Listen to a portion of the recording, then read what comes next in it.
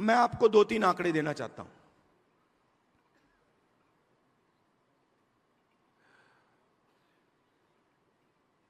सबसे पहला आंकड़ा, आपने रिप्रेजेंटेशन की बात की। आपने कहा कि पॉलिटिकल रिप्रेजेंटेशन होना चाहिए।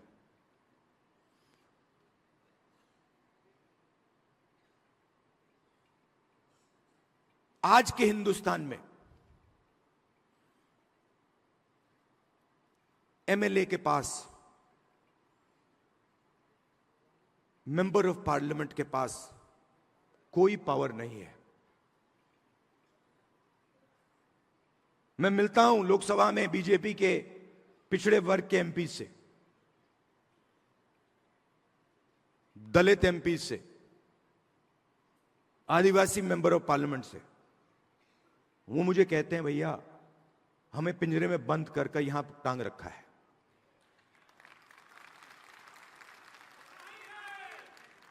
पावर कहीं और है, रिप्रेजेंटेशन कहीं और है। इसका यह मतलब नहीं है कि रिप्रेजेंटेशन नहीं मिलनी चाहिए, मिलनी चाहिए, जरूर मिलनी चाहिए और मिलनी चाहिए। मगर मेरा कहना है सिर्फ रिप्रेजेंटेशन से काम नहीं होने वाला है। हिंदुस्तान की सबसे बड़ी कंपनियों की लिस्ट निकालिए, अदानी, अंबानी, टाटा, बिरला, लिस्ट निकालिए। 500 कंपनी की लिस्ट निकालिए। इनको हिंदुस्तान की सरकार देश का पूरा धन पकड़ा रहा है। एयरपोर्ट्स, पोर्ट्स, सेलफोन, सारा का सारा धन इन 500 लोगों को पकड़ाया जा रहा है। और मैं आपसे पूछना चाहता हूं, इन 500 लोगों में से, इन 500 कंपनी के मालिक में से आप मुझे एक पिछड़ा वर्ग का व्यक्ति का नाम बता दो। एक दलित, एक आदिवासी का नाम आप मुझे बता दो। आपको एक नाम नहीं मिलेगा। इन कंपनियों की मैनेजमेंट टीम की लिस्ट निकालो, उसमें दिखा दो मुझे एक दलित नाम दिखा दो, एक आदिवासी नाम दिखा दो, एक पिछड़े वर्ग का नाम दिखा दो, एक माइनॉरिटी का नाम दिखा दो।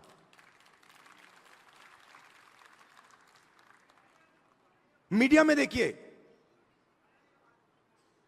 एंकर्स की लिस्ट निकालिए, मालिकों की लिस्ट निकालिए।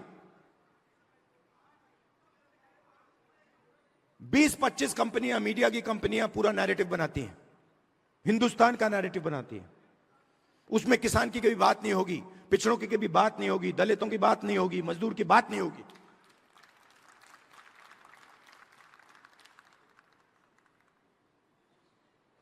कुछ साल पहले मैं सोच रहा था ये किसानों की बात क्यों नहीं करते, सच्चे मुद्दे क्यों नहीं उठाते, बेरोजगारी की बात क्यों नहीं करते। मैंने लिस्ट निकाली, देखता हूं ये है कौन। मालिकों में आपको एक ओबीसी नहीं मिलेगा, एक दलित नहीं मिलेगा, एक पिछड़े वर्ग का व्यक्ति में नहीं मिलेगा। है ही नहीं उसमें, आपके लोग है ही नहीं उसमें।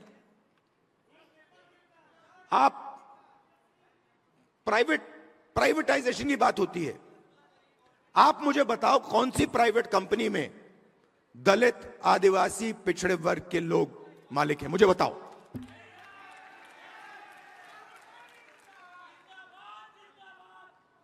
मैं कल कुछ दिन पहले रात को एम्स गया।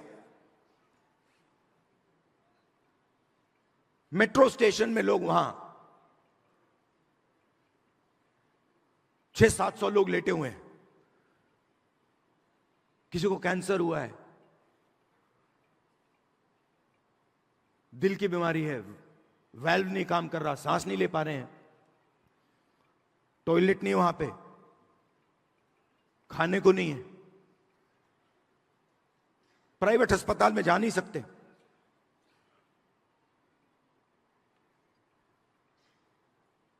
पूरा का पूरा सिस्टम, चाहे वो प्राइवेट अस्पताल हो,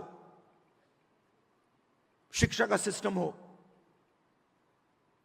स्वास्थ्य का सिस्टम हो, बिजनेस का सिस्टम हो, आपके लोग हैं ही नहीं उसमें। आपने लड़ाई लड़ी, बहुत अच्छी लड़ाई लड़ी, और राजनीतिक रिप्रेजेंटेशन आपने पा लिया। मगर अगर मैं आपको सच्चाई बताऊं तो आपको सत्ता कहीं नहीं मिली।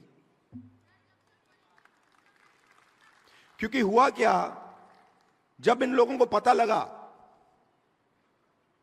कि पिछड़ा वर्ग, दलित ये रिप्रेजेंटेशन ले रहे हैं,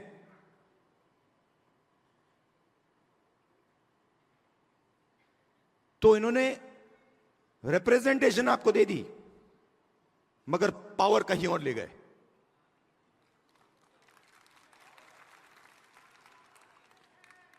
पावर कहां गई? Power Adani Ambani, power RSS, हर संस्था में अपने लोगों को डाल देते हैं। मैंने लिस्ट बनाई आरएसएस के जो अपॉइंटीज हैं, हजारों अपॉइंटीज होते हैं सरकार में, बोर्ड, कॉर्पोरेशन, गवर्नर, हजारों होते हैं। मैंने लिस्ट निकाली, ये आरएसएस सत्ता के सिस्टम में किसको डाल रहा है। उसमें आपको एक पिछड़े वर्ग का नहीं मिलेगा, एक दलित नहीं मिलेगा, एक आदिवासी नहीं मिलेगा।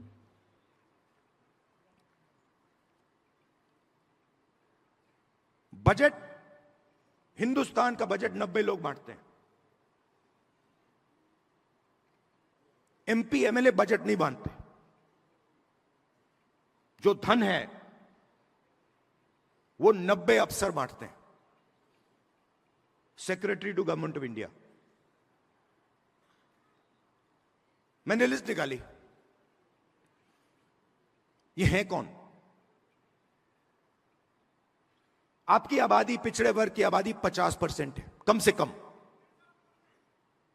कोई जानता नहीं है। आज तक कोई यह नहीं कह सकता कि गारंटी कह के मैं कह रहा हूं कि भैया 50% है।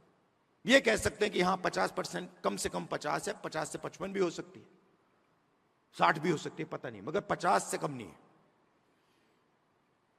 दलितों की 15%, आदिवासियों की 8%।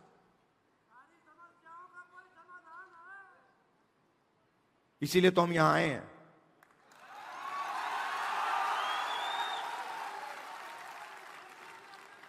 तो तकरीबन 90% दलित, आदिवासी, पिछड़े वर्ग के लोग माइनॉरिटी हैं। और अगर आप उन अफसरों की लिस्ट देखें तो 90 में से 3 ओबीसी वर्ग के हैं। आपकी आबादी 50%, 90 में से 3 आपके। और अगर हिंदुस्तान की सरकार 100 रुपए खर्च करती है बजट में, 100 रुपए बांटती है, तो ओबीसी अफसर 5 रुपए का निर्णय लेते हैं। आबादी 50%, बजट में भागीदारी 5%। दलित 15%, उनके भी 3 अफसर, 100 रुपए बंटते हैं, 1 रुपया उनका अफसर निर्णय लेता है, 1 रुपए का। आदिवासी 8%, 8% आबादी, 100 रुपए में से 10 पैसे की भागीदारी। तो अब आप सब मिला लो, सब मिलाकर 100 रुपए में से 6 रुपए 10 पैसे का निर्णय आप लोग लेते हो। माइनॉरिटी भी उसमें ही है,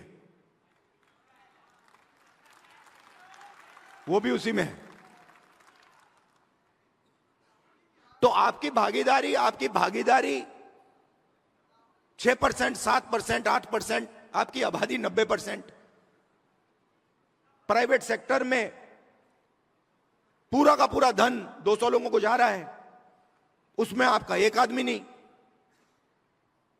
एम्स के सामने आपके लोग मर रहे हैं, मगर प्राइवेट अस्पतालों के मालिक की लिस्ट निकालिए, आपका एक आदमी नहीं उसमें। आपके बच्चे लाखों रुपए देते हैं प्राइवेट एजुकेशन इंस्टीट्यूशंस में पढ़ने के लिए, उनकी मालिकों की लिस्ट निकालिए, आपका एक आदमी नहीं उसमें।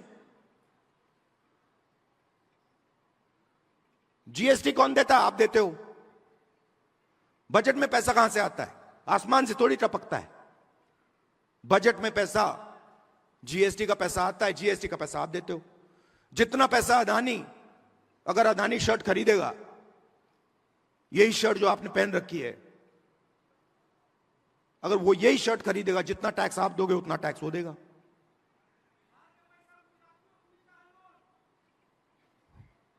तो हो क्या रहा है? आप मेहनत कर रहे हो, आप जीएसटी दे रहे हो, आपके जेब में से पैसा निकलता है, महंगाई बढ़ती है, आपका पैसा कहां जाता है? प्राइवेट अस्पताल में जाता है, प्राइवेट यूनिवर्सिटियों में जाता है, सीधा ट्रांसफर हो रहा है। दलित, आदिवासी, पिछड़े वर्ग, माइनॉरिटीज, आपके जेब में से पैसा ट्रांसफर हो रहा है बस, और आप देखते रह रहे हो। यह प्रॉब्लम है। अब पहला कदम हमारे लिए क्या है, मैं आपको बता देता हूं।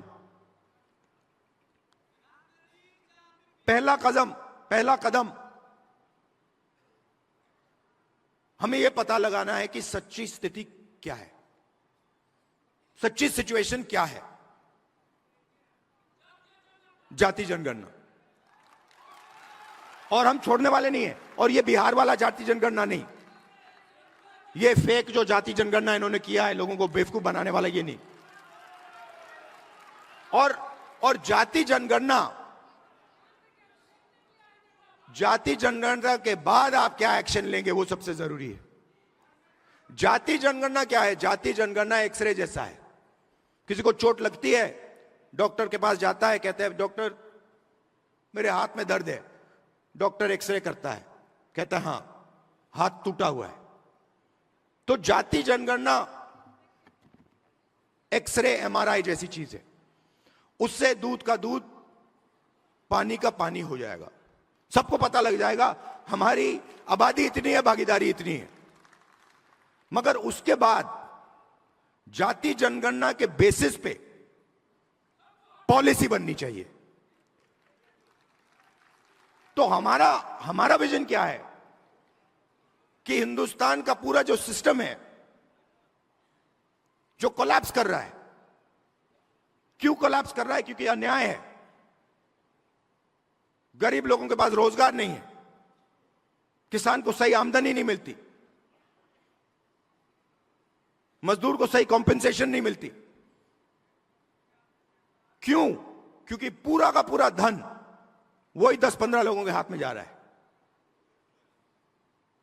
तो एक बार जाति जनगणना होगा, हमें पता लग जाएगा कि किसकी कितनी आबादी है और हिंदुस्तान के सिस्टम में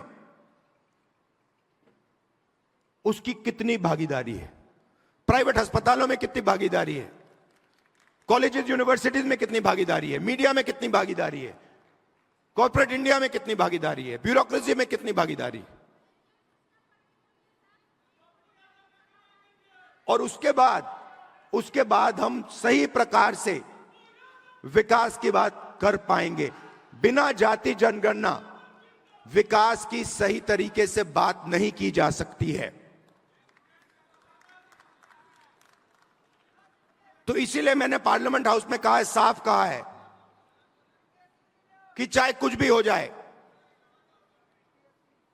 मोदी जी के सामने मैंने कहा है, चाहे कुछ भी हो जाए, कांग्रेस पार्टी इसी लोकसभा में और राज्यसभा में जाति जनगणना आपके मुंह के सामने पास करेगी।